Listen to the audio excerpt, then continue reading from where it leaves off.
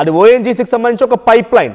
So ఆ mori field number 5 దగ్గర కొన్ని వర్క్ జరుగుతున్నాయంట. ఆ వర్క్ జరిగే దాంట్లో చిన్న నిప్పు రవ్వలు అంటుకొని ఆ గ్యాస్ లీక్ అయిపోయింది.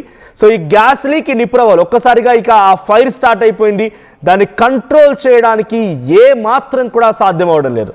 చాలా భయంకరమైన మంటలు, చాలా ఏకంగా ఒక ఓఎన్జీసీ పైప్ లైన్ చిన్న మాదిరిగా ఉండదు. నాకు తెలిసి ఒక మనిషి ఇద్దరు మనుషులు నిల్చుంటే ఎంత ఎత్తుకైతే ఉంటారో అంత ఎత్తు వరకు ఒక పెద్ద పైప్ ఉంటుంది.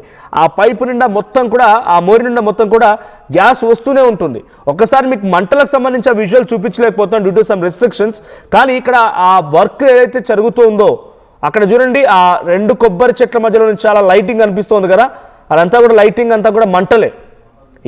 ఏ స్థాయిలో మంటలు అక్కడ ఎగిసిపడుతున్నారు చూడండి. సో దీనే ఇప్పుడు బ్లోఅవుట్ అంటారు.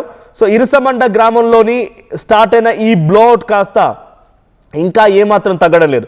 ఒకప్పుడు ఇది పాషర్లపూడి అనేటువంటి ప్రాంతంలో కూడా ఇటువంటి మాదిరిగానే ఒక బ్లోఅవుట్ అయిందంట. సో అప్పుడు దీని మాదిరిగానే సిచ్యువేషన్ చోటు చేసుకుంది. కానీ ఇంతకంటే భయంకరంగా అప్పుడు చోటు చేసుకుంది. ఇప్పుడు దాదాపుగా దాన్ని తలపిస్తుందని అక్కడ స్థానికులు చెప్తున్నమాట. ఇప్పటికే ఇళ్లకు తాళాలు వేసి పిల్లా పాపలతో సమీప గ్రామాల్లోని ప్రాంత ప్రజలంతా కూడా అక్కడి నుంచి వెళ్ళిపోయారు.